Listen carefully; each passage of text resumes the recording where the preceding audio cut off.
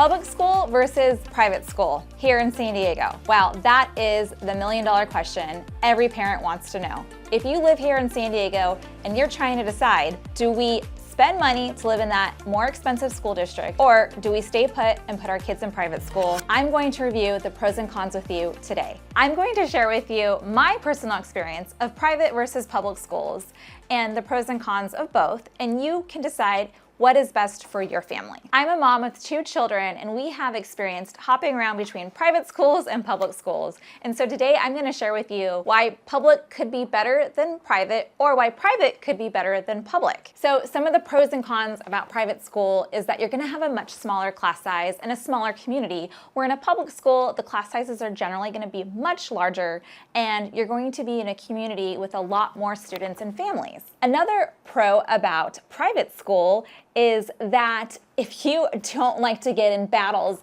of dressing your kid every single morning of what they're gonna wear, well, private, they have uniforms, so it makes it much more easier and makes your laundry load a lot less when it comes to doing your kids' laundry. Another pro about private school is that you really have an inside look into what your child is learning, as private schools, in our experience, have been a little bit more transparent in their academics and keeping in touch with exactly what's going on with what they're teaching daily. So we have personally found in private school versus public school is that the public school actually has a lot more tech available for the children to use.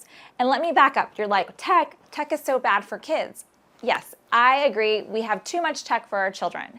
However, really the question for you and your family to decide is, when do you want tech? And when I say tech, that Chromebook that is issued to your child, and here in Powell Unified, that is issued in the early stages of elementary school, when do you want your child introduced to that? Because in some private schools, their way of teaching is not with tech. So you can disagree, tech is good, tech is not good, but really, when is the appropriate time to introduce tech? Here in Powell Unified School District, tech is introduced at a very young age, and then children are learning how to type, they're learning how to do Google Docs, all the Google platform, they're learning how to do assessments online, they're learning things that what the adults are using in the workplace are skills one day that they'll need.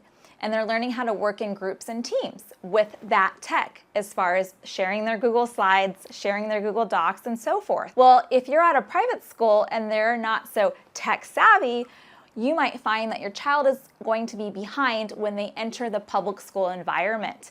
And that is something our family experienced when we placed our child from a private school into a public school here in Powell Unified. They were actually behind in tech because they were not introduced to tech. Now, I know my children are going to get caught up in tech because it's everywhere, but that is something to consider if it's something important to you and your family about the whole tech conversation when it comes to having your kids have tech accessibility and the use of tech for doing their homework and learning. One of the other pros and cons with private school versus public school is the accessibility to resources if your child is someone that needs extra resources. Well, in the private school, there's not a lot of resources offered. So if your child needs something like occupational therapy for a little additional help with handwriting, or they need speech therapy because they're a little behind in their communication, well, that is not always offered or supported in a private school environment, where in the public school environment, they have speech therapists and occupational therapists on campus to assist your child. So that is something that is a huge pro versus con when it comes to private versus public. And if your child needs those extra resources, the public school is going to be able to offer you more. If you do decide to stay in private, plan on spending extra finances and extra time in your afternoons taking to your child to all those extra resources that they're not finding in the private school. Another thing that is important to talk about is whether your child has some learning differences in class, and can that teacher accommodate those learning differences?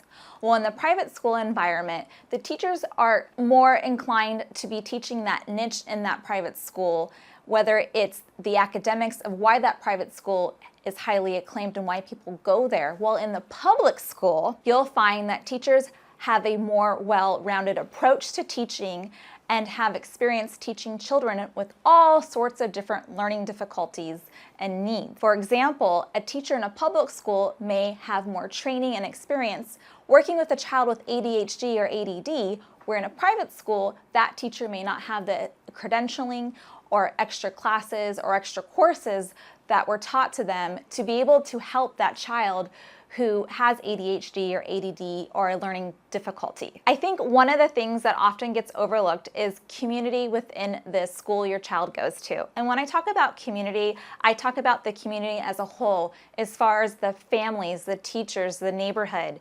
And for us, we recently moved to a home that was in walking distance to the elementary school. And what was so great about that was the experience to be able to walk our children to school every day, meet neighbors, get to talk to teachers, and really be part of that community within that neighborhood by having that one thing in common, which was the local elementary school. When you go to private school, you have a different experience because you have kids that are coming from all parts of the county. And so you have families that are commuting to that school.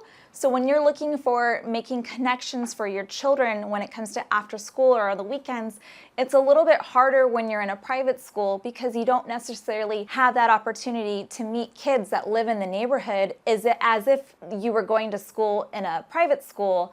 It would be a little bit more of a different experience. So you have to put a lot of work into building relationships for your children when it comes to going to a private school, because that effort is needed for you to drive your children to meet a friend when they live 30 minutes away. Whereas if you go to the local school in your neighborhood, your kids hopefully can get involved with kids in the neighborhood and within the community that you live in. And I think the obvious question here is public versus private. Well, yeah, how much? You're probably seeing dollar signs. And yeah, of course, private school is going to cost. For some people, they have to take a second mortgage out on their homes to afford private school. And one of the most obvious things between public and private school is the cost involved. And what you can do essentially is weigh those costs. Is it important to do a one-stop shop and pay that hefty tuition fee?